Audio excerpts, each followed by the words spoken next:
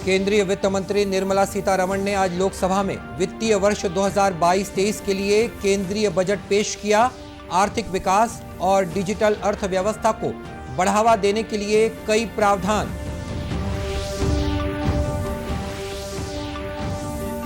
प्रधानमंत्री ने बजट को जनहितैषी और प्रगतिशील बताते हुए कहा कि ये 100 साल के विकास का विश्वास लेकर आया है।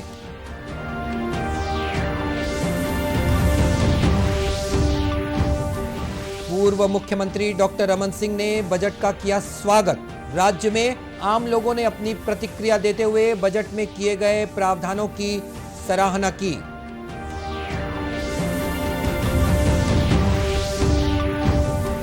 और राज्य मंत्रिपरिषद की बैठक में औद्योगिक क्षेत्र और खेती पर आधारित अनेक अहम प्रस्तावों का किया गया अनुमोदन।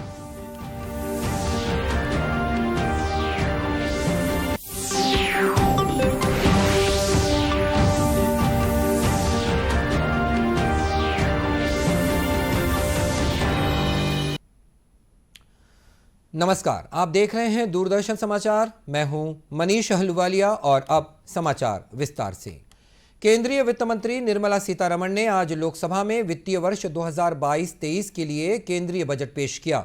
इस बजट में मुख्य रूप से आर्थिक विकास में सहायता, डिजिटल अर्थव्यवस्था, फिटनेस, प्रौद्योगिकी विकास और खेती किसानी को लेकर कई महत्वपूर्ण घोषणाएं की गई हैं। केंद्रीय वित्त मंत्री ने कहा कि अर्थव्यवस्था का तेजी से मजबूत होना और पटरी पर आना हमारे देश की मजबूत आघात सहन क्षमता को दर्शाता है। उन्होंने उम्मीद जताई कि इस बार अर्थव्यवस्था की विकास दर 9.2% रहने का अनुमान है, जो कि सभी बड़ी अर्थव्यवस्थाओं में सबसे अधिक है। And recovery of the economy is reflective of our country's strong resilience. India's economic growth in the current year is estimated to be 9.2%, highest among all large economies. I recognize we are in the midst of an Omicron wave with high incidence but milder symptoms. Further, the speed and coverage of our vaccination campaign has helped greatly. With an accelerated improvement of health infrastructure in the past 2 years, we are in a strong position to withstand challenges. I am confident that with Sabka Prayas, we will continue our journey with strong growth. केंद्रीय वित्त मंत्री ने कहा कि टीकाकरण अभियान की गति और कवरेज की बदौलत हम ओमिक्रॉन की मौजूदा लहर से निपटने में सक्षम हैं और मजबूती से अपनी विकास यात्रा जारी रखेंगे। श्रीमती सीतारमण ने कहा कि इस बजट में सार्वजनिक पूंजी निवेश की सहायता से निजी निवेश शुरू करने के प्रभावी चक्र से लोगों को सहायता उपलब्ध कराने का लक्ष्य रखा गया है। बजट में पीएम गति शक्ति राष्ट्रीय मास्टर योजना के तहत भारत एट 75 से भारत एट 100 तक के अमृत काल में अर्थव्यवस्था को दिशा देने के लिए बुनियादी ढांचा तैयार करने और उसकी रूपरेखा प्रस्तुत करने का प्रावधान किया गया है। केंद्रीय वित्त मंत्री ने यह भी बताया कि किसानों की भूमि के दस्तावेजों की डिजिटलाइजेशन के लिए किसान ड्रोन का उपयोग किया जाएगा। श्रीमती सीतारमण ने टैक्स कानूनों की पारदर्शिता और सरलीकरण पर जोर दिया। उन्होंने बताया कि इस बार आयकर की दरों में कोई बदलाव नहीं किया गया है। वहीं आयकर रिटर्न के लिए नए प्रावधान किए गए हैं। साथ ही दिव्यांगजनों को कर में राहत दी गई है। केंद्रीय वित्त मंत्री ने बताया कि प्रधानमंत्री ई विद्या के तहत एक कक्षा एक टीवी चैनल की शुरुआत की जा रही है, जिसमें कक्षा पहली से 12वीं तक के बच्चों को पढ़ाई में सहायता मिलेगी। प्रधानमंत्री नरेंद्र मोदी ने आज पेश किए गए आम बजट का स्वागत किया है। इस बजट पर अपनी प्रतिक्रिया देते हुए प्रधानमंत्री ने कहा कि यह बजट 100 साल के विकास का विश्वास लेकर आया है। उन्होंने इसे जनहितैषी और प्रगतिशील बजट बताया। श्री मोदी ने कहा कि इस बजट से अधोसंरचना का विकास और निवेश को बढ़ावा मिलने के साथ ही रोजगार के अवसर भी खुलेंगे। 100 साल की भयंकर आपदा के 100 साल की विकास का नया विश्वास लेकर आया है। ये बजट अर्थव्यवस्था को मजबूती देने के साथ ही सामान्य मानवी के लिए अनेक नए अवसर बनाएगा। ये बजट मोर इंफ्रास्ट्रक्चर, मोर इन्वेस्टमेंट, मोर ग्रोथ और मोर जॉब्स की नई संभावनाओं से भरा हुआ है। और एक नया क्षेत्र और खुला है और वो है ग्रीन जॉब्स का। ये बजट तत्कालीन आवश्यकताओं का भी समाधान करता है और देश के युवाओं के उज्जवल भविष्य को भी सुनिश्चित करता है। ये पिछले कुछ घंटों से देख रहा हूं जिस प्रकार से इस बजट का हर क्षेत्र में स्वागत हुआ है। सामान्य मानवी की जो सकारात्मक प्रतिक्रिया आई है उसने जनता जनार्दन की सेवा का हमारा उत्साह अनेक गुना बढ़ा दिया है। श्री मोदी ने कहा कि इस बजट में आधुनिक कनेक्टिविटी पर जोर दिया गया है। इसमें किसानों के कल्याण के लिए भी महत्वपूर्ण कदम उठाए गए हैं। इसके तहत गंगा नदी के किनारे प्राकृतिक खेती को प्रोत्साहित किया जाएगा। केंद्र सरकार द्वारा पेश किए गए बजट को लेकर राज्य में भी जनप्रतिनिधियों के साथ ही विभिन्न वर्ग के लोगों ने अपनी प्रतिक्रियाएं दी हैं। भाजपा के राष्ट्रीय उपाध्यक्ष और पूर्व मुख्यमंत्री डॉक्टर रमन सिंह ने बजट का स्वागत करते हुए इसे विकास परक बताया है। रायपुर में पत्रकारों से चर्चा करते हुए उन्होंने कहा कि इस बजट में आत्मनिर्भर भारत के निर्माण के लिए कई कदम उठाए गए हैं। समृद्धशाली आत्मनिर्भर भारत के निर्माण के लिए एक महत्वपूर्ण कदम होगा। जन आकांक्षाओं को पूरा करने के लिए इस बजट में माननीय प्रधानमंत्री जी नरेंद्र मोदी जी, माननीय केंद्रीय वित्त मंत्री निर्मला सीतारमण जी, इन्हें मैं धन्यवाद देना चाहूँगा कि 130 करोड़ भारतीयों की भावनाओं को समाहित करते हुए 25 साल का ब्लूप्रिंट बनाने का ये बजट प्रस्तुत हुआ। इस बजट में से पहले किसानों की आय दुगनी करने, मजबूत अधोसंरचना, स्वस्थ भारत, सुशासन, युवकों के लिए अवसर, सभी के लिए शिक्षा, महिला सशक्तिकरण और समावेशी विकास के संकल्प को और मजबूती इस पे मिलेगी। यह बजट गरीबों, युवकों के बेहतर भविष्य का ये बजट होगा। इस बजट के 4 प्रमुख स्तंभ हैं। पहला, प्रोडक्टिविटी बढ़ाने के लिए कि कैसे उत्पादन बढ़े और उसके लिए जो प्रावधान किए गए मैं उसका जिक्र बाद में करूंगा। इंक्लूसिव डेवलपमेंट, विकास के लिए ज़्यादा से ज़्यादा धन का व्यवस्था कैसे हो सकता है।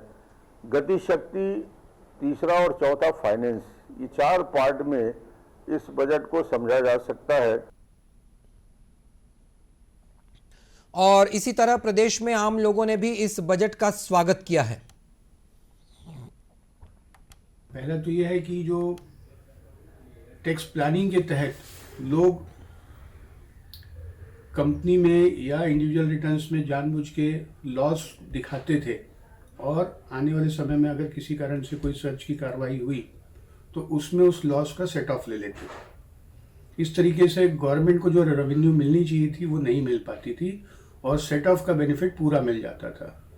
माननीय वित्त मंत्री ने इसमें एक वेलकम स्टेप ये दिया है कि जो लॉस है वो अलग रहेगा और जिसमें सर्च के कारण कोई भी ऐसी इनकम मिली है जिस पे टैक्स लगता है उसको सेपरेटली लिया जाए। दूसरा वेलकम स्टेप ये इन्होंने किया है कि जो यूनियन और स्टेट के एम्प्लॉइज़ थे उसमें एक डिस्पेरिटी थी, डिफरेंस था एनपीएस को लेके। स्टेट गवर्नमेंट एम्प्लॉइज़ को 10% का ही डिडक्शन मिलता था और सेंट्रल गवर्नमेंट के एम्प्लॉइज़ को 14% का मिलता था। इस बजट के बाद दोनों को ही 14% मिलेगा, जो एक वेलकम स्टेप है। ये जो सबसे बड़ा जो रिटर्न 2 साल तक रिवाइज कर सकते हैं, ये बड़ी बात है, क्योंकि जो भूल सुधार का जो ऑप्शन अभी नहीं था और अभी जो दिया गया है, इससे बहुत बड़ी राहत सारे लोगों को मिलेगा।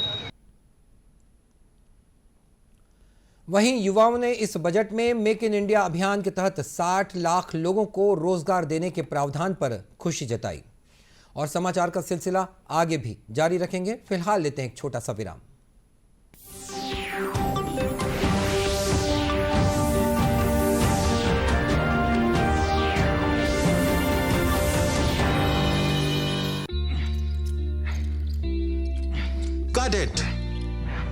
सोचिए, अगर असल जिंदगी में ऐसी हालत हो तो कितनी मुश्किलें होती हैं, लेकिन शुक्र है बैंकिंग के लिए नहीं। अगर आपकी उम्र 70 साल से अधिक हो या आप दिव्यांग हो तो बैंक आपको कुछ जरूरी बैंकिंग सुविधाएं घर बैठे बैठे दे सकता है। आरबीआई कहता है, जानकार बनिए, सतर्क रहिए।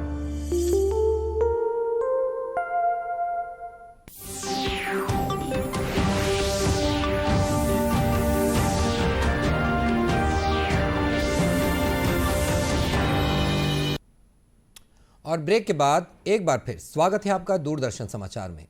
राज्य मंत्रिपरिषद की बैठक में आज औद्योगिक क्षेत्र और खेती पर आधारित अनेक अहम प्रस्तावों का अनुमोदन किया गया। मुख्यमंत्री भूपेश बघेल की अध्यक्षता में आज रायपुर स्थित उनके निवास कार्यालय में मंत्रिपरिषद की बैठक हुई। बाद में वन मंत्री मोहम्मद अकबर ने मीडिया से चर्चा करते हुए बैठक में लिए गए निर्णयों की जानकारी दी। उन्होंने बताया कि इस बैठक में अन्य पिछड़ा वर्ग के लोगों में उद्यमिता को बढ़ावा देने के लिए राज्य की औद्योगिक नीति में संशोधन के प्रारूप का अनुमोदन किया गया है। 2019 से 2024 तक है। इसमें भूखंडों का आवंटन किया जाता है। पहले SC ST के लिए प्रावधान रखे गए थे, अब इसमें पिछड़ा वर्ग को भी जोड़ा गया है। और जो औद्योगिक क्षेत्र है उसमें 10% भूखंड अन्य पिछड़ा वर्ग के लिए आरक्षित होगा और जिसमें प्रीमियम की राशि 10% दर पर 10% प्रीमियम दर और 1% भूभाटक की दर से उनको उपलब्ध कराया जाएगा। श्री अकबर ने बताया कि राज्य में वृहद, मेगा और अल्ट्रा मेगा उद्योगों की स्थापना को प्रोत्साहित करने इलेक्ट्रॉनिक गाड़ियों के क्षेत्र में विशेष प्रोत्साहन पैकेज देने का फैसला लिया गया है। जो इलेक्ट्रिक वाहन है उसको प्रोत्साहन देने के लिए मेगा और मेगा एवं अल्ट्रा मेगा प्रोजेक्ट नवा रायपुर नई राजधानी में जो बैटरी बनाने का काम है, ई-रिक्शा, ई-स्कूटी, उसके लिए प्रावधान किया गया है कि उसको प्रोत्साहन देने के लिए एक पैकेज की घोषणा की गई है। इसकी लागत जो वर्तमान में बनाने तक का है तो प्रावधान के अनुसार 10 करोड़ तक की लागत का यदि कोई प्रोजेक्ट लगाता है तो उसको ये दिया जाएगा। वन मंत्री ने बताया कि इस बैठक में न्यूनतम समर्थन मूल्य पर कोदो, कुटकी और रागी का प्राथमिक वनोपज सहकारी समिति के माध्यम से क्रय करने के निर्णय का भी अनुमोदन किया गया। श्री अकबर ने एक अन्य निर्णय की जानकारी देते हुए बताया कि कौशल्या मातृत्व योजना के तहत सामाजिक आर्थिक जनगणना में पात्र हितग्राहियों को द्वितीय संतान बालिका के जन्म पर 5,000 रुपए की एक मुश्त सहायता राशि प्रदान की जाएगी।